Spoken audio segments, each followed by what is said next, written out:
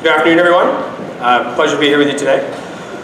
So I am Dan Habashi, head over brand development on Instagram, and we're going to talk about a few things today: community, brands, and creativity. Give you a bit of an update on the business and a couple of things we've learned along the way. So first, we're going to start off with a little bit of a fun quiz test. You can put your phones down for just 30 seconds. Okay, so image as a universal language is not new, so we're going to try this. It takes you really short amount of time to identify an image. So what do you see?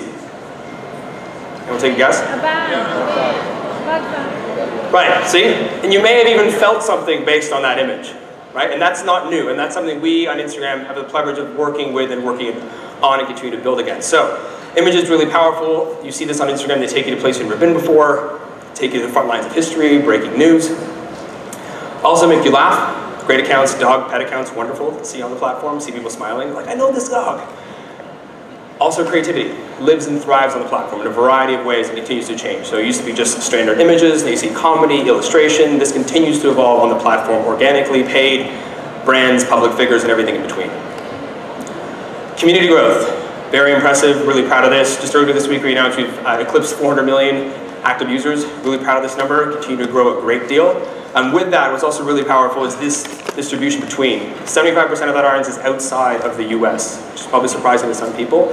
Some of the markets that have added the most users in the last year, Brazil being one of them, excited by that. Also really important is engagement. Very powerful, and look at this. 80 million photos per day, 3.5 billion likes per day. So not only are they on it, they're using it a great deal of time. Also with that is, Brazil is the second biggest market on Instagram, Spanish being the second largest language on the platform. This is really impressive, and we're proud of this one. Instagram Espanol opened up last year on May, the first and only language-centric position for Instagram.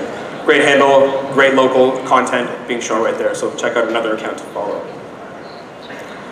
A crowd DNA study around teens and millennials seeing how they consume Instagram content and when they get on it. So you can see every kind of point of the day, whether they wake up or right before they go to sleep, they're looking at Instagram.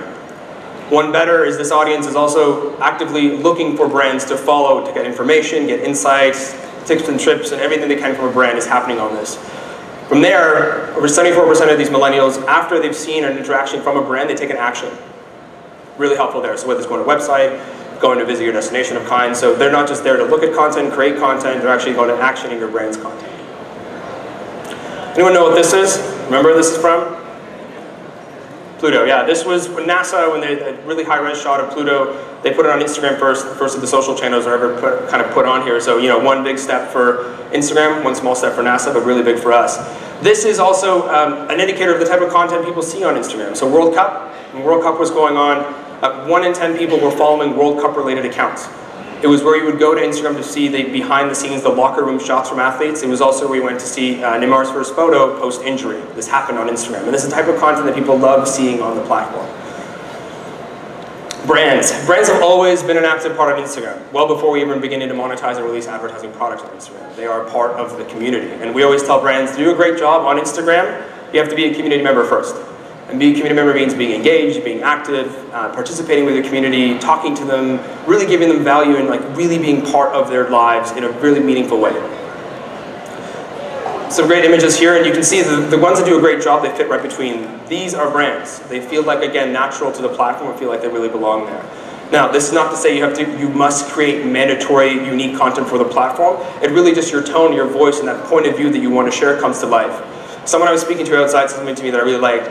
Said Instagram helps us show the best of our brand come to life on Instagram. So think of how you could do that.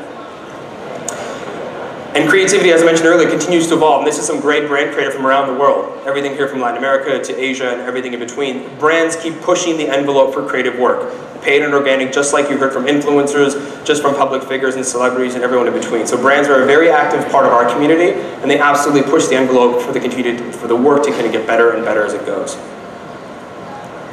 If you haven't seen that Flowron one, it's really good. Again, they use this as a channel to be like home for them, right? And staring, how do I make a unique perspective? How do I share a point of view that's unique to this channel and people feel that I'm getting something that's different from the other channels where they kind of bring their go-to-market strategies to life. When you look at our history as an ad platform, this is one of the first ads we released for Michael Kors. Before we even started the advertising business, it was very important for us to ensure that ads felt as native as possible to the experience. Now I know native is one of these words and buzzwords you'll probably hear many times over this week, and some of you are rolling your eyes at me right now, I get it. But the idea of it feeling very natural in feed. So the identifier is, top right, so sponsored, it has to feel like it belongs on feed.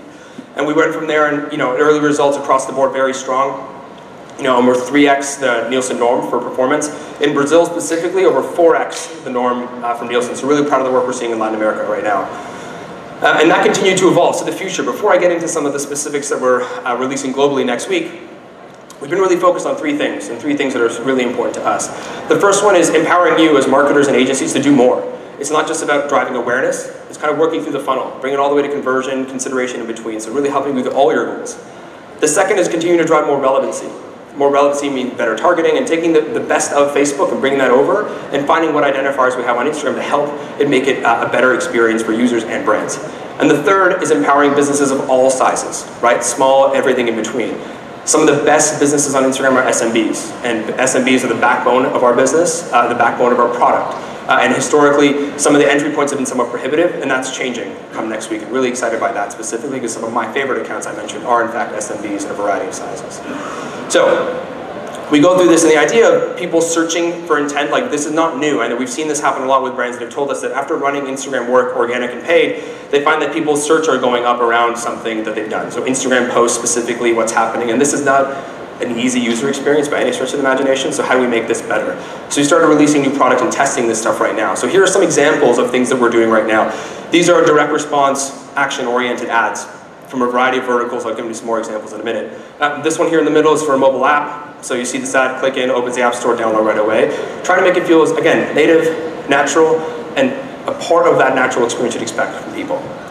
What's also good is you probably hear this sometimes as well, is that creative from direct response advertisers historically may not be as attractive or sexy, and this is kind of dispelling that. These are a variety of verticals. We've thankfully seen everything from financial services to CPG, auto, e-commerce, and retail as well, working in this reality, right? So now people have the option to link, click, and go discover some more.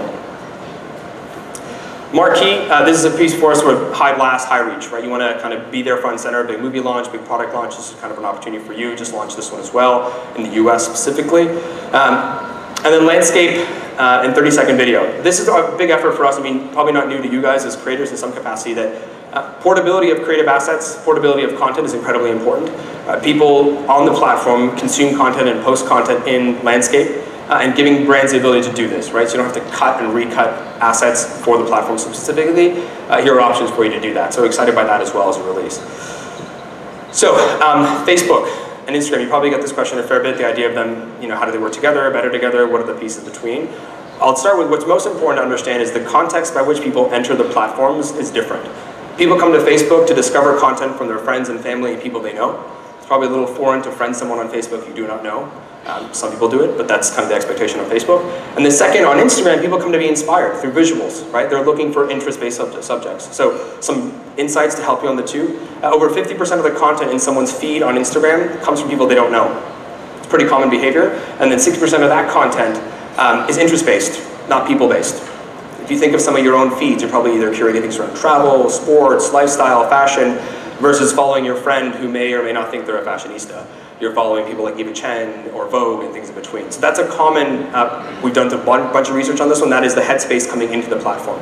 We've also done a fair bit of research so far, and results, they are better together. And finding that sweet spot, we're still early days, but really we're promising results in that work so far. I'm not going to spend much time on this one. This is really going around as we work with our big brother Facebook for all these objectives, trying to drive parity between the two.